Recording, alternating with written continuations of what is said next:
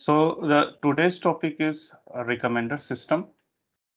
So as the name suggests, a system which recommends something, right? A system which recommends something. ठीक है? तो जब हम बात करेंगे, okay, let me just connect.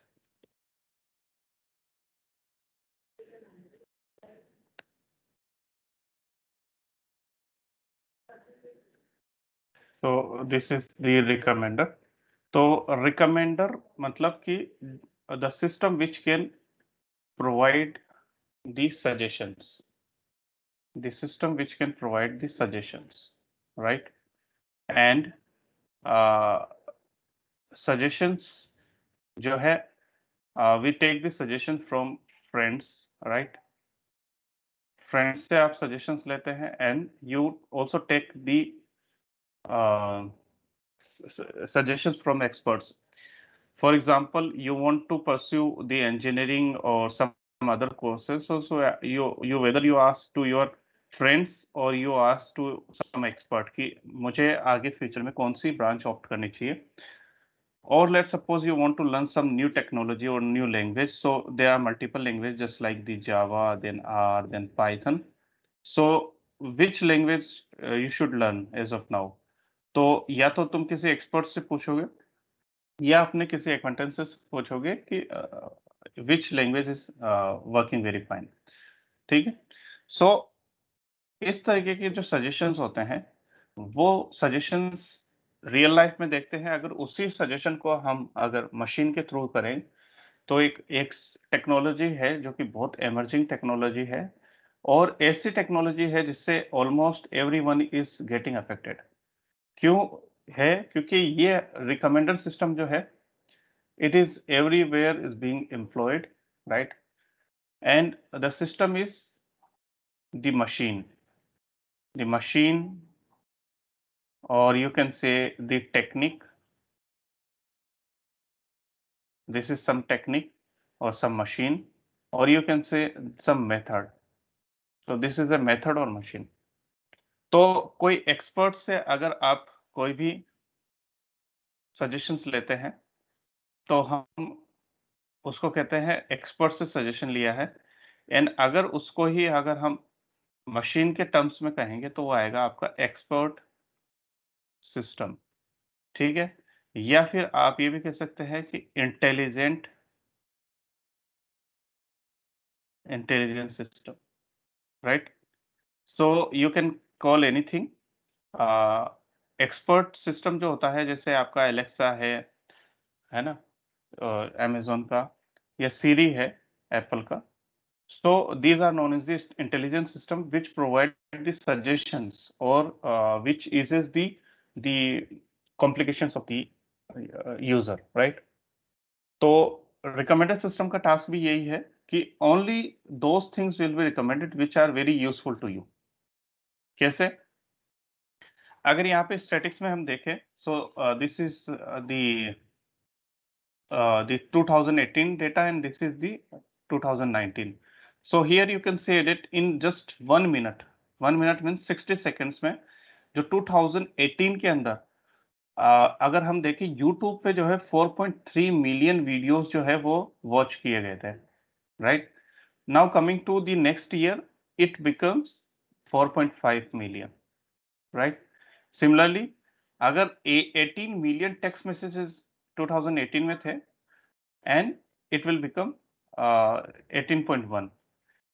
Here 9,73,000 logins were made in 2018, but it increases to 1 million in 2019. In the same way, अगर हम 2020 का भी स्टेट्स देखेंगे और 2021 का भी जो कि अभी आना बाकी है, अगर ये स्टेट्स हम देखेंगे, then we will identify there is sudden increase in the internet. Yes, it means if your internet is increasing, it means your data is increasing as well as the users are also increasing. अगर users increase हो रहे हैं तभी वो data generate कर रहे हैं और डेटा इंक्रीज हो रहा है. It means we are saying that we have huge amount of data over the internet, right? So huge amount of data hai, and how to process this data, right? So the main problem is कि we have plenty of data जो कि user को access करना है, and there is abundance of information available for the user. तो user is having abundance of information, vast amount of information is having. क्यों? क्योंकि जो आपका इंटरनेट है वो ड्रास्टिकली इंक्रीज हो रहा है, राइट? तो ये जो सिचुएशन होती है जिसके अंदर एक यूजर है, उसके पास में इतनी इंफॉर्मेशन है कि वो उससे डिसाइड नहीं कर पा रहा है कि कौन सी उससे रिलेवेंट है एंड कौन सी नहीं है। इस सिचुएशन को कहते हैं इंफॉर्मेशन ओवरलोड। तो ये क्या है? ओवरलोड ऑफ द इंफॉर्मेशन है। A situation when user have so much information that it can't handle it and it can't make a decision out of it, right? तो ना तो वो उसको हैंडल कर पा रहा है और ना ही उससे कोई डिसीजन बना पा रहा है कि मेरे रिलेवेंट ये है, ये नहीं है। तो हमें एक सिस्टम की जरूरत पड़ती है जो कि इस इंफॉर्मेशन ओवरलोड को टैकल कर सके। So the one possible solution is known as the recommender system. ठीक है, तो रिकमेंडर सिस्टम एक्चुअल में है क्या? इसकी डेफिनेशन क्या है? This is the definition. This is the definition. Definition क्या कह रहा है कि it is a type of information filtering technique. What is information filtering? जो भी आपकी इंफॉर्मेशन है ओवर द इंटरनेट उसको फिल्टर करना। फिल्टर करना मतलब कि जो रिलेवेंट है उसको लेके आना, रिलेवेंट है और इररिलेवेंट को डिस्कार्ड करना। तो रिलेवेंट को सेलेक्ट करना, इररिलेवेंट को डिस्कार्ड करना। तो ये है इंफॉर्मेशन का फिल्टरिंग। तो ये क्या करता है? Attempt to present information items, जैसे कि मूवीज के रिकमेंडर सिस्टम होते हैं, म्यूजिक के होते हैं, बुक्स के हैं, न्यूज के हैं, images and web pages and all. तो जो यूजर का इंटरेस्ट है उसके बेस पे इंफॉर्मेशन को प्रेजेंट करना, राइट? जैसे अमेज़न है, अमेज़न के ऊपर जो है आपका प्रोडक्ट रिकमेंडेशन होता है, प्रोडक्ट रिकमेंडेशन होता है, ठीक है? लिंक्डइन पे आप देखते हैं जॉब रिकमेंडेशंस होते हैं। नेटफ्लिक्स पे जो है वो मूवीज़ रिकमेंडेशंस होते हैं एंड लास्ट डॉट एफएन पे आपका म्यूजिक रिकमेंडेशन होता है। So in the variety of information has been recommended using the recommender system, ठीक है? तो पहले क्या होता था कि आपको प्रोडक्ट को ढूँढना पड़ता था, पर अब क्या हो रहा है? प्रोडक्ट आपको ढूँढ रहा है। कैसे? अगर आप यूट्यूब पे भी देखेंगे, तो यूट्यूब पे कई वीडियोज़ ऐसे होते हैं जो आपने खुद ने सर्च किया होता है, वो आपको खुद ही रिकमेंड कर देता है कि ये वीडियो जो है आपके इंटरेस्ट के बेस पे हो सकता है। तो जैसे नेटफ्लिक्स है, नेटफ्लिक्स में कम से कम 2/3 मतलब 2/3 ऑफ द मूवीज़ जो है वो रिकमेंडेड की गई होती है जो लोग देखते हैं। इसी तरीके से गूगल न्यूज़ है, उसमें 38% जो क्लिक होती है वो रिकमेंडेशन से होती है। अमेज़न पे जो है 35% जो सेल्स होती है वो रिकमेंडेशंस। तो इन अगर स्टेट्स को अगर हम देखें तो we can say that recommender system is playing very crucial role in these companies, right? Netflix है, गूगल है, अमेज़न है, so they are earning very high revenue, very high revenue. तो कहाँ-कहाँ यूज़ हो रहा है आपका रिकमेंडर सिस्टम? जैसे फ्रेंड्स रिकमेंडेशन, जैसे अगर ये देखेंगे पीपल यू मे नो, ठीक है? तो ये कहाँ पे यूज़ हो रहा है? सोशल मीडिया पे यूज़ हो रहा है, कि मतलब सोशल सोशल नेटवर्क पे यूज़ हो रहा है। जैसे कि फेसबुक है, ट्विटर है, लिंक्डइन है ना? और आपका इंस्टाग्राम है, everywhere this recommender system is being used. तो यहाँ यूज़ हो रहा है। अगर किसी वेबसाइट पे जाएँगे, जैसे कि आप अगर अमेज़न पे, फ्लिपकार्ट पे, स्नैपडील पे, तो वो भी ये बताता है you may also like that. ये उसको कैसे पता? यही एक रिकमेंडेशन है।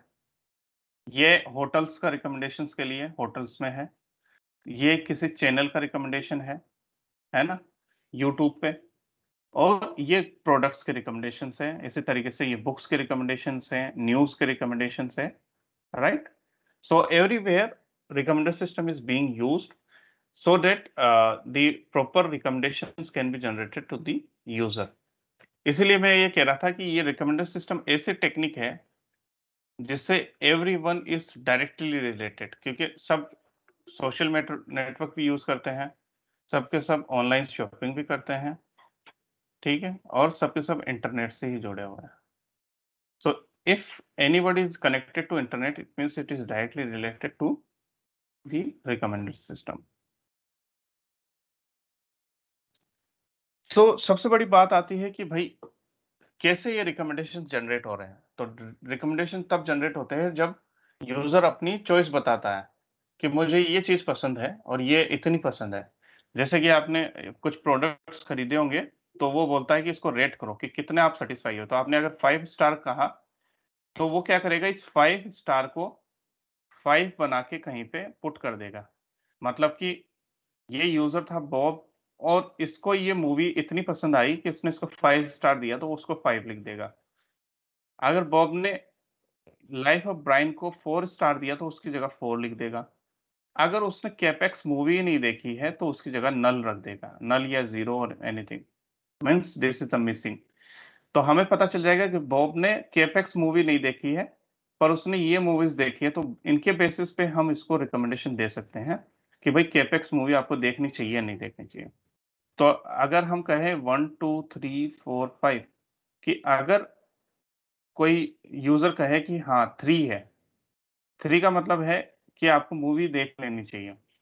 लेकिन अगर कोई कहे 1 और 2, तो आप कहेंगे नहीं, very bad, you can't watch this movie, ठीक है? और ये क्या है, you must watch this movie, तो ये क्या है, स्ट्रांगली कह रहा है कि आपको देखना ही चाहिए। ये कह रहा है you can see with this movie, ये बोल रहा है कि आपको देखना ही नहीं चाहिए मूवी। तो ये लेवल्स बता रहा है, जितनी ज़्यादा हायर रेटिंग होगी उतना ज़्यादा उसका इंटरेस्ट होगा। तो जो अमेज़न है, जितने भी वेबसाइट्स हैं, उनके पीछे एक मैट्रिक्स काम कर रही है, जिसमें एक यूज़र्स होते हैं, जैसे कि यहाँ पे यूज़र्स हैं, जो रोज़ में हैं, और एक आइटम्स होते हैं, आइटम सेट होता है, जो कि ऐसे कॉलम्स में होते हैं, कि इस यूज़र ने इस आइटम को इतना दिया, इस आइटम को इतना दिया, तो इसे एक वेक्टर बनेगा, ठीक है? और R क्या है? R is the rating, R is the rating, जो कि यूज़र प्रोवाइड करवाता है हर एक आइटम पे। तो रिकमेंडर सिस्टम की कुछ टेक्निक्स हैं। जो मोस्ट इम्पोर्टेंट टेक्निक है, उसका नाम है content based, collaborative and hybrid. तो जो मेन टेक्निक जिनको कहेंगे, जो कोर टेक्निक है रिकमेंडर सिस्टम की, वो 2 टेक्निक है, ये 2 टेक्निक है। कंटेंट बेस्ड एंड कोलैबोरेटिव, मतलब इस तरीके से रिकमेंडेशन जनरेट होते हैं। जैसे पहला एग्जांपल देखते हैं। Content based filtering suggest items similar to the ones that user preferred in the past. तो जैसे कि मैंने अगर पास्ट में सिर्फ सैमसंग के ही मोबाइल फ़ोन खरीदे हैं, तो ये क्या करेगा, मेरी एक प्रोफ़ाइल बना लेगा और ये कहेगा कि ये सिर्फ सैमसंग के मोबाइल फ़ोन खरीदता है। तो आगे जितने भी रिकमेंडेशंस होंगे, वो मुझे सैमसंग के ही आएँगे, ठीक है? तो पास्ट में जो भी मेरी एक्टिविटी रहेगी, उसी एक्टिविटी के बेस पे मुझे ये रिकमेंडेशन देगा। एक एग्ज़ाम्पल और ले लेते हैं, जैसे कि मान लो कि आपके एग्ज़ाम्स आ गए हैं, एग्ज़ाम्स में आपको मोटिवेशन चाहिए, तो आपने एक मोटिवेशनल वीडियो सर्च कर लिया यूट्यूब पे। तो यूट्यूब अब क्या करेगा, उसे ये लगेगा कि आपको मोटिवेशनल वीडियो ज़्यादा पसंद है, तो जितने भी रिलेवेंट उसके मोटिवेशनल वीडियोज़ हैं, वो सारे लाएगा और आपकी टाइमलाइन पे पुट कर देगा। तो आपकी जो भी हिस्ट्री होगी, उसकी प्रेफ़रेंस के बेस पे ही यह रिकमेंडेशन जनरेट करता है। कौन? Content based. कंटेंट क्या है? जैसे कि मोटिवेशन, ठीक है? सैमसंग, ये कंटेंट है उस आइटम का। तो यहाँ मोबाइल फ़ोन का कंटेंट क्या था? सैमसंग। और यहाँ पे वीडियो का कंटेंट क्या था? मोटिवेशन। दूसरी आती है कोलैबोरेटिव, ये one of the widely used recommendation technique है, जो कि सजेस्ट करती है item based on the users neighbour. अब मेरे नेबर क्या कर रहे हैं, मेरे दोस्त क्या कर रहे हैं, या लाइक माइंडेड यूजर क्या कर रहे हैं, उसके बेसिस पे अगर कोई सजेशंस प्रोवाइड करें, तो उसको कहते हैं हम कोलैबोरेटिव फिल्टरिंग। जैसे कि मान लो कि 2 दोस्त हैं, एक्स और वाई, ये दोनों कनेक्टेड हैं फेसबुक पे। अब x ने क्या किया, किसी z को ऐड कर लिया अपने उस पे, तो ये जो z है ये ऑल्सो रिकमेंडेड टू y कि भाई ये दोनों एक दूसरे को फॉलो करते हैं, एक दूसरे से कनेक्टेड है। So if x is my friend, x is adding z as a friend, then this z will also be recommended to y, तो y को भी वो रिकमेंड होगा, क्योंकि ये हो सकता है कि ये y का भी दोस्त हो। तो ये होता है फ्रेंड्स रिकमेंडेशंस, मतलब कि आपका कोलैबोरेटिव फिल्टरिंग में ये होता है। डेमोग्राफिक फिल्टरिंग क्या होती है? जैसे कि डेमोग्राफिक जो वैल्यूज होती हैं, जैसे कि किसी की यूजर की एज क्या है, उसकी जेंडर क्या है, उसका ऑक्यूपेशन क्या है ना? उसकी कंट्री क्या है? तो कोई कहे कि भाई मुझे एज के बेसिस पे चाहिए, तो कोई बोले कि भाई 30 एज वाले ग्रुप वाले लोगों को एक जैसा रिकमेंडेशन दें। मेल को सिर्फ मेल वाली चीज़ें ही रिकमेंड करें और फीमेल को फीमेल। टीचर्स को टीचर वाले रिकमेंडेशंस दें और डॉक्टर्स को डॉक्टर वाले रिकमेंडेशंस दें। स्टूडेंट को स्टूडेंट वाले रिकमेंडेशंस दें, ठीक है? तो उसके डेमोग्राफिक फीचर्स के बेस पे ये रिकमेंडेशन देता है। हाइब्रिड फ़िल्टरिंग, हाइब्रिड का मतलब होता है कि कॉम्बिनेशन ऑफ एनी टू, ठीक है? Combination of any two. तो अगर हम कोलैबोरेटिव फ़िल्टरिंग को और कंटेंट बेस्ड फ़िल्टरिंग को दोनों को कंबाइन कर दें, then it will become the hybrid filtering, ठीक है? ये कब करते हैं? जब कोलैबोरेटिव की कुछ लिमिटेशंस हो और कंटेंट बेस्ड की कोई लिमिटेशंस हो, इन दोनों को रिमूव करने के लिए हम क्या करते हैं? दोनों को कंबाइन कर देते हैं। तो यहाँ तक क्लियर है हर्षित? Yes sir. सर एक बार ठीक है, कोलैबोरेटिव बता दीजिए। कोलैबोरेटिव बता देता हूँ। देखो कोलैबोरेटिव, वैसे आगे और भी इसको डिस्कस करेंगे विद एग्जांपल। कोलैबोरेटिव का मतलब है, जैसे हम क्या करते हैं? कोलैबोरेट करते हैं। कोलैबोरेट करते हैं, तो कोलैबोरेट कौन करते हैं? कुछ लोग मिलके कोलैबोरेट करते हैं। तो अगर मैं ये कहूँ कि ये यूज़र 1 है, ये 2 है, ये 3 है, 4 है, ये 1 है, ठीक है? यूज़र 1 है और ये 2, 3, 4 जो है इसके दोस्त हैं 1 के, ठीक है? 1 के दोस्त हैं कौन? 2, 3, 4। अब इन तीनों में से अगर कोई भी कुछ एक्टिविटी करेगा, जैसे कि इसने एक मोबाइल फ़ोन खरीदा जो था नोकिया का। तो ये जो नोकिया का फ़ोन है, इसने खरीदा है। अब चूँकि ये 3 जो है वो दोस्त है 1 का भी, इसलिए क्या करेगा रिकमेंडर सिस्टम, ये जो नोकिया का फ़ोन है ये इसको भी रिकमेंड करेगा।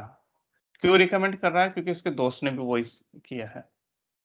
तो ये क्या है, जो उसके नेबर्स क्या कर रहे हैं, नेबर क्या होते हैं? उसके दोस्त क्या कर रहे हैं, उसके फ्रेंड्स क्या कर रहे हैं, वो रिकमेंडेशन देता है।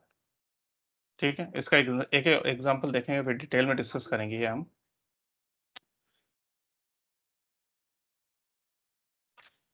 अब जब हम बात कर रहे थे कंटेंट बेस्ड फ़िल्टरिंग की, तो कंटेंट क्या है?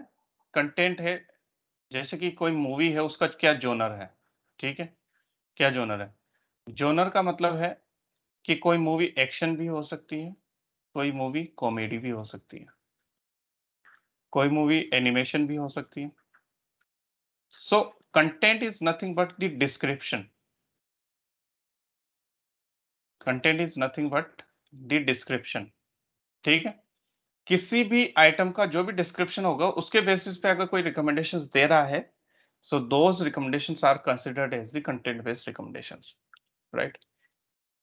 जैसे कि मान लो कि मैंने पास्ट में सिर्फ कॉमेडी मूवीज़ ही देखी है, तो मेरा रिकमेंडर सिस्टम क्या करेगा? एक्शन मूवीज़ और एनिमेशन मूवीज़ को नहीं दिखाएगा। सिर्फ मुझे रिकमेंडेशन देगा कि भई आप कॉमेडी मूवीज़ देखते हो पास्ट में, तो उसी मूवीज़ को वो रिकमेंड करेगा। तो यहाँ पे क्या करता है ये, एक एक यूज़र है, जैसे यूज़र है एक्स है, उसकी एक प्रोफ़ाइल बना देगा, इस तरीके से, ठीक है? अब उसकी प्रोफ़ाइल में उसको लिख देगा ये कि इसकी ऐज क्या है और ये लाइक्स करता है ये, और डिसलाइक क्या करता है? ये करता है, ठीक है? और ये बायस खरीदता है ये, ठीक है? इसकी लोकेशन ये है। Let's suppose this is the what you can say the profile of user X. तो उसकी एज है 30, ये लाइक्स करता है सिर्फ कॉमेडी मूवी, ये डिसलाइक करता है एक्शन मूवीज, और ये खरीदता है सैमसंग का फ़ोन, ठीक है? इसकी लोकेशन जो है वो है जयपुर। तो यहाँ पे अगर ये देखें, तो एक नया प्रोडक्ट आया, ठीक है? कोई नया प्रोडक्ट है पी, और उस प्रोडक्ट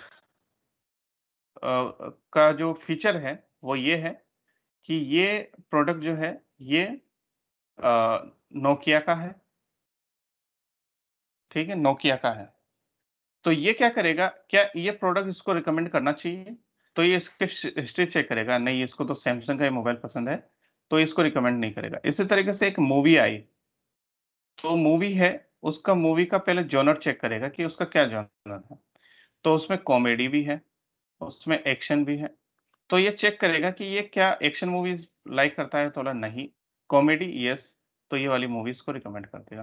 तो एक यूज़र की जो प्रेफ़रेंसेस होती हैं, वो एक प्रोफ़ाइल बना लेता है, उसकी क्या-क्या प्रेफ़रेंसेस रही हैं पास्ट में, उसके बेसिस पे ही उसको रिकमेंडेशन देना, ठीक है? और कैसे? आइटम की कैरेक्टरिस्टिक्स, आइटम की क्या कैरेक्टरिस्टिक्स है? कि आइटम कॉमेडी भी है, एक्शन भी है, आइटम नोकिया का है, आइटम में एक बैटरी है, 2 कैमरे हैं। तो these are the things are known as the characteristics of the item. जैसे यहाँ पे है कंटेंट, तो ये कंटेंट ही कैरेक्टरिस्टिक है, जैसे कि एक्शन है, कॉमेडी है, एनिमेशन है, ठीक? ये मेनली जो यूज़ होती है कंटेंट बेस्ड टेक्निक, ये टेक्स्ट बेस्ड रिकमेंडेशंस के लिए यूज़ होती है, टेक्स्ट बेस्ड, ठीक है? टेक्स्ट बेस्ड क्योंकि हमने यहाँ पे सारी बात जो अभी तक की है, ये सब टेक्स्ट की है, इसलिए ये टेक्स्ट से यूज़ होती है। इस वाले टेक्निक को कीवर्ड बेस्ड टेक्निक भी कहते हैं, क्योंकि आप चाहे कंटेंट कह दो इसको या कीवर्ड कह दो, ठीक है? कीवर्ड का क्या मतलब है, उसकी क्या-क्या कैरेक्टरिस्टिक्स हैं, उसको कीवर्ड्स के थ्रू लिख देना। पर अब इस जो मेथड है कंटेंट बेस्ड, इसकी कुछ लिमिटेशंस है। लिमिटेशंस क्या है? एक तो है लिमिटेड कंटेंट एनालिसिस। क्यों है? क्योंकि ये सिर्फ़ टेक्स्ट पे काम करता है, लेकिन कई आइटम्स ऐसे होते हैं, जिनके कंटेंट पता ही नहीं होते। जैसे कि कई लोग क्या करते हैं, वीडियो अपलोड कर देते हैं यूट्यूब पे, तो मैंने एक वीडियो अपलोड किया है यूट्यूब पे और मैंने उसका नाम दिया है XYZ, ठीक है? तो मैंने सिर्फ़ ऐसे ही XYZ लिख दिया था, लेकिन ये जो वीडियो था, ये मोटिवेशनल वीडियो था। तो होता क्या है कि हर एक आइटम जो है आपको जो इंटरनेट पे मिलेगा, उसमें बहुत ही लिमिटेड कंटेंट मिलता है ना? उसका डिस्क्रिप्शन बहुत कम लोग देते हैं, but directly they upload on the internet and just give the random name. तो अगर ऐसी सिचुएशन है, तो फिर कोई भी इसको रिकमेंड नहीं कर पाएगा, मतलब कंटेंट बेस यहाँ पे फेल हो जाएगा। दूसरा इसका लिमिटेशन है ओवर स्पेशलाइज़ेशन। ओवर स्पेशलाइज़ेशन का मतलब है कि भई एक ही तरीके के आइटम्स को बार-बार रिकमेंड करना कि मुझे मोटिवेशनल वीडियोज़ जो देखने थे, वो सिर्फ़ एग्ज़ाम में देखने थे। अब एग्ज़ाम खत्म हो गए, अब मुझे बार-बार क्यों मोटिवेशनल वीडियो दिखाओ? Now I want to watch some comedy और सम एक्शन थ्रिलर मूवीज़। तो बा क्योंकि ये क्या करती है, सब कंटेंट पे ही काम करती है और पास्ट में मैंने मोटिवेशनल वीडियोज़ ही देखे हैं, तो फ्यूचर में भी मोटिवेशनल ही दिखाएगा। तो ये एक इसमें प्रॉब्लम आती है जिसका नाम होता है ओवर स्पेशलाइज़ेशन, जो कि वही आइटम दिखाता है, जो कि मैंने देखे हुए हैं, या फिर वो वाले आइटम तो दिखाएगा ही नहीं जो मैंने नहीं देखे हैं, ठीक है? जैसे कि अनरेटेड आइटम्स नॉट शोन, जो आइटम मैंने देखे नहीं, अब मैंने एक्शन नहीं देखा तो वो दिखा ही नहीं रहा, मोटिवेशनल दिखाया जा रहा। एग्ज़ाम खत्म हो गए भाई, अब मुझे एक्शन देखना है। फिर नेक्स्ट आता है new user problem. New user problem का मतलब क्या है कि अब कोई नया यूज़र आ गया तो उसकी प्रोफ़ाइल कैसे बनाएगा ये? उसकी प्रोफ़ाइल तो बनी हुई नहीं है, उसका इंटरेस्ट हमें पता ही नहीं है, उसने पास्ट में क्या किया हमें नहीं पता, तो ये वाली टेक्निक तब फ़ेल हो जाती है। अब तुम कह रहे थे कोलैबोरेटिव फ़िल्टरिंग, इस वाले एग्ज़ाम्पल से समझ जाओगे। हमने ये माना कि ये यूज़र ए है और ये एक यूज़र बी है और they are somehow very similar based on their past history. हमने ये माना कि इनकी जो पास्ट एक्टिविटीज़ थी, जैसे कि इसने ये पिज़्ज़ा मँगवाया था, इसने भी यही मँगवाया, ठीक है? इसने ये डिश ली तो इसने भी ये डिश ली।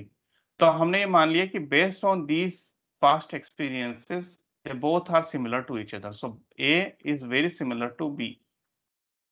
अब ये क्या कर रहा है, जो ये बंदा है, ये जो है ये इसका नेबर बन गया और ये इसका नेबर बन गया। या हम कहेंगे, जैसे कोलैबोरेटिव फिल्टरिंग में सिर्फ इसको नेबर ही कहते हैं, ना कि फ्रेंड्स कहते हैं, नेबर कहेंगे इसको। So if this B buys something, then this will be also recommended to A, ठीक है? तो इसका जो भी नेबर जो भी करेगा, वो इसको भी रिकमेंड होगा। यही फंडा है कोलैबोरेटिव फिल्टरिंग का। कोलैबोरेटिव फिल्टरिंग में 3 मेजर फेज होते हैं। जब पहला फेज होता है, जैसे कि मान लो कि इतने सारे यूजर्स हैं, ठीक है?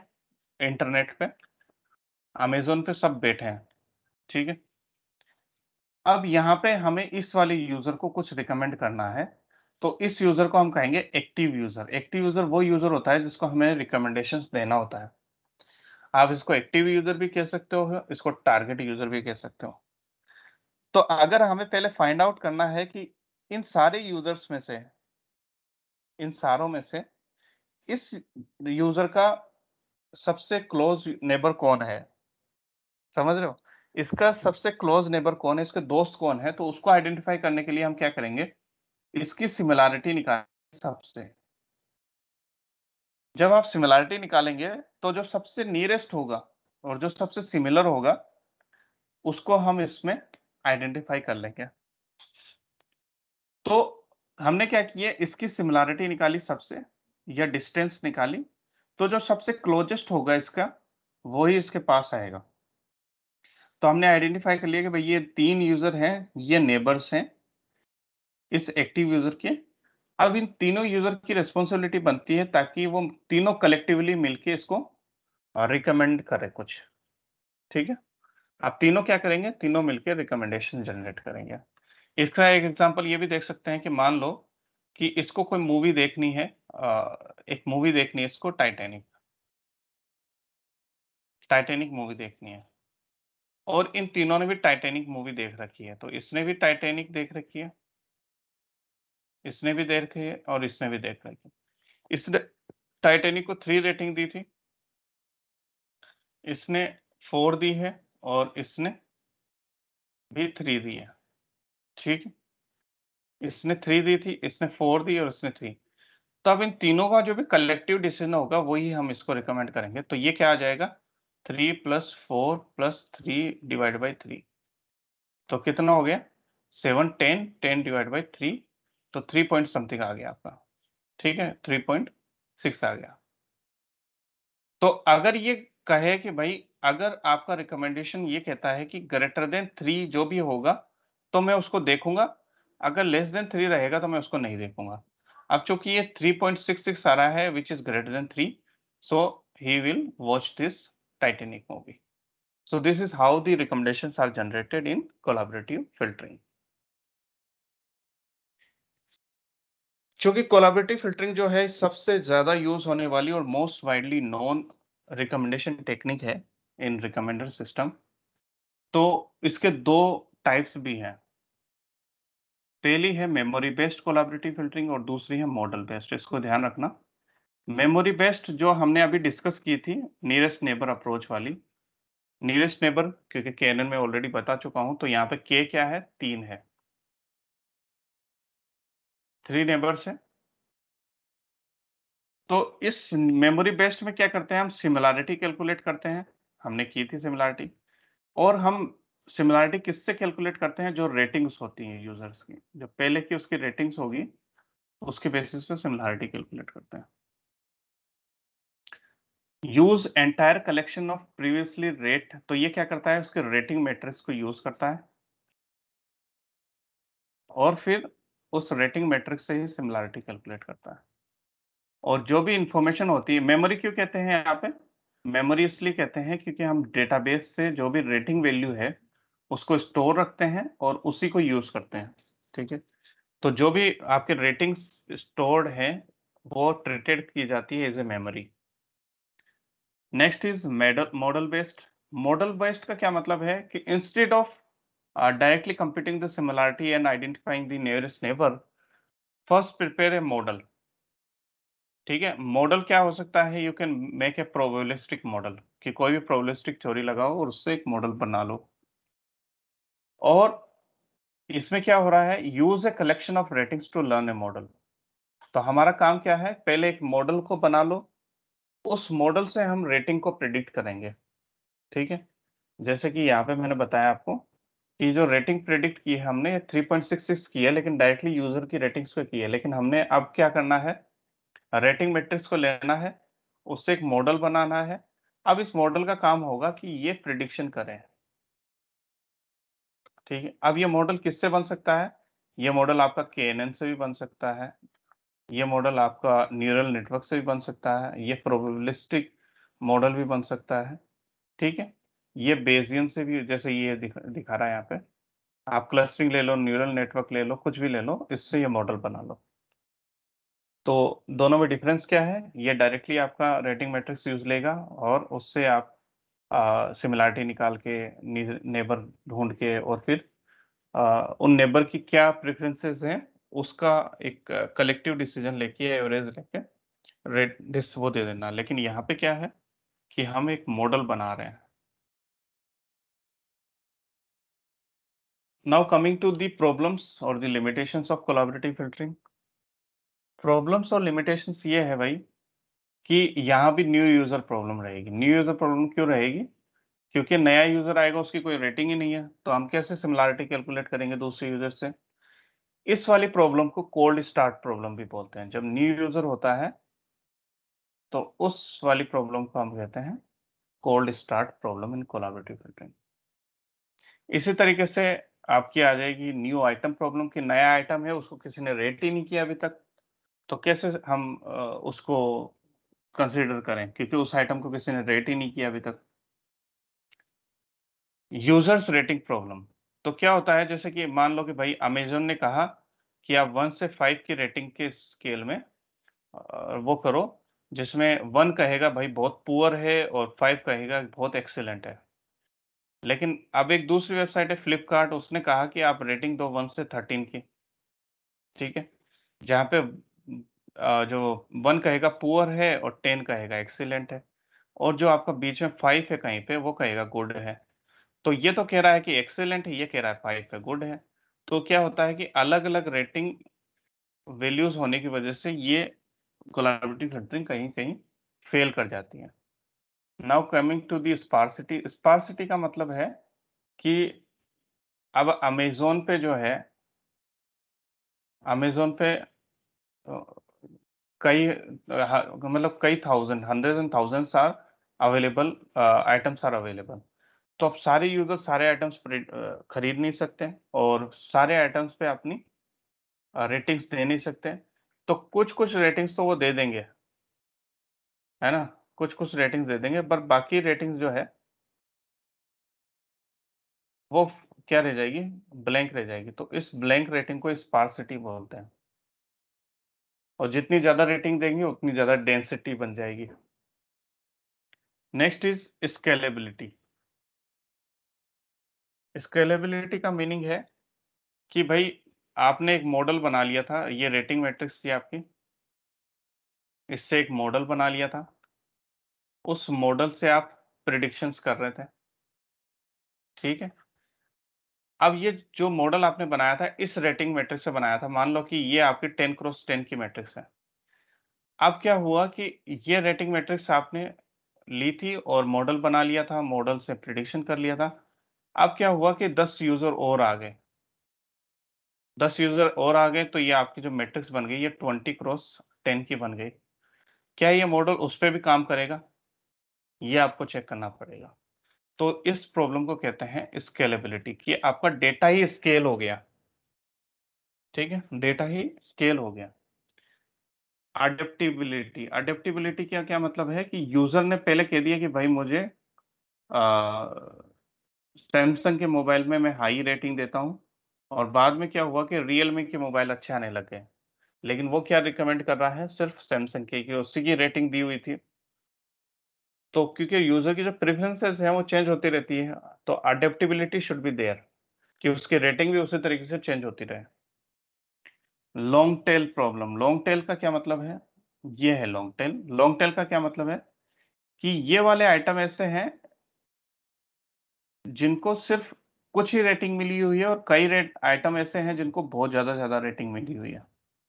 तो जो टेल में पड़े हुए आइटम्स हैं ये कम लोगों को रिकमेंड होंगे और ये बार बार रिकमेंड होंगे तो ज्यादा रेटिंग भी मिलती रहेंगी। तो जितने ज्यादा रिकमेंड होंगे उतनी ज्यादा रेटिंग मिलती रहेगी, और ये जितने कम रिकमेंड होंगे उतनी कम रेटिंग मिलेगी। तो ये क्या रहेगा, टेल में ही पड़े रहेंगे और इनको रेटिंग मिलेगी भी नहीं और रिकमेंड भी नहीं होंगे। तो इसको कहते हैं लॉन्ग टेल प्रॉब्लम।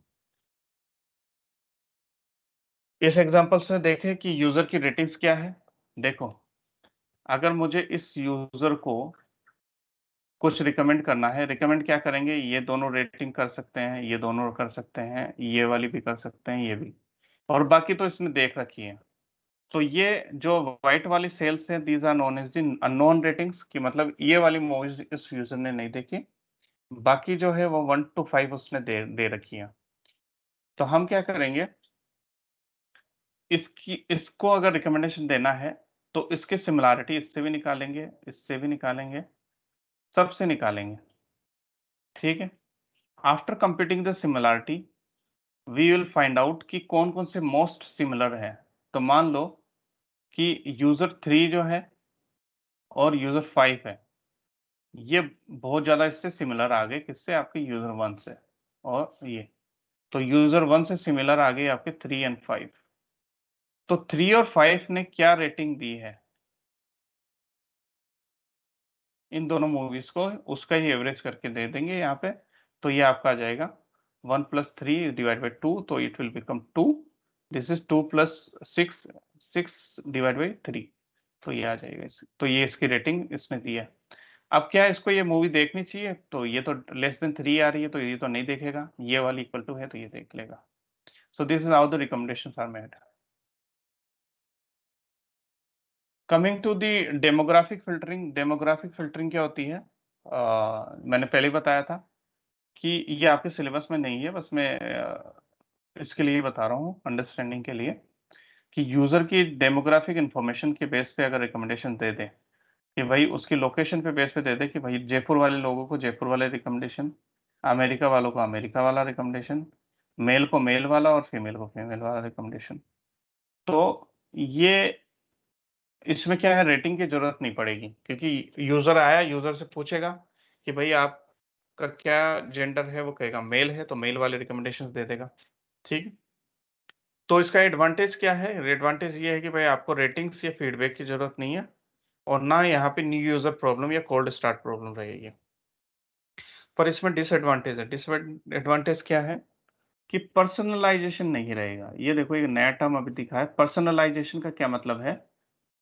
दो चीजें होती है, एक होती है पर्सनलाइजेशन, एक होता है नॉन पर्सनलाइजेशन।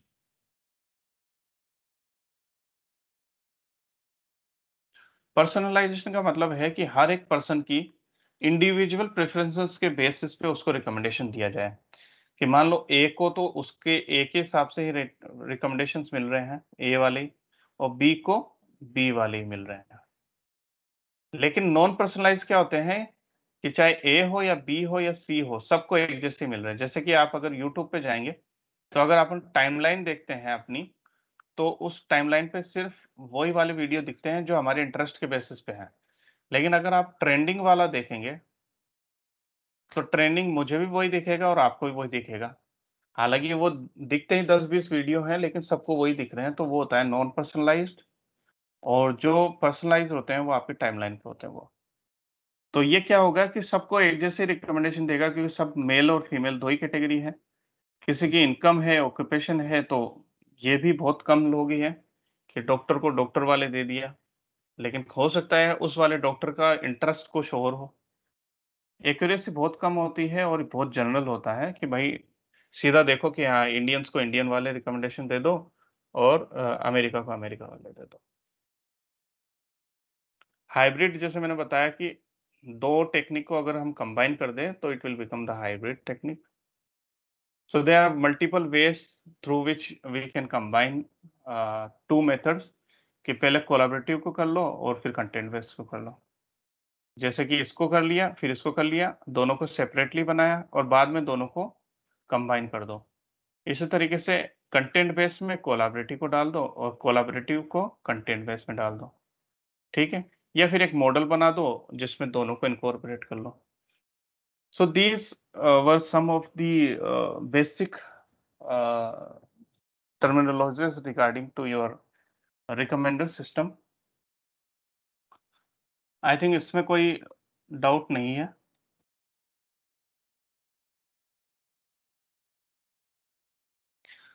इसमें ये अगर सिलेबस के अकॉर्डिंग देखें तो आपका रिकमेंडर सिस्टम में कोलैबोरेटिव और कंटेंट बेस्ड दिया हुआ है।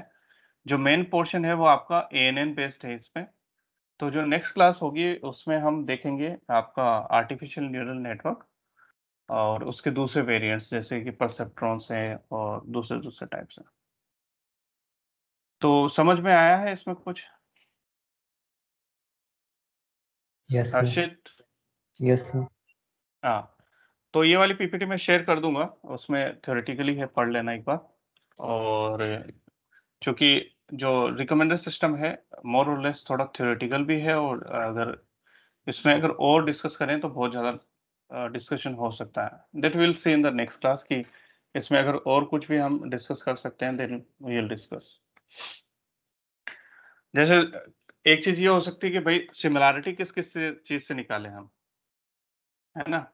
यूजर्स के बीच में सिमिलैरिटी कैसे कैसे निकालें?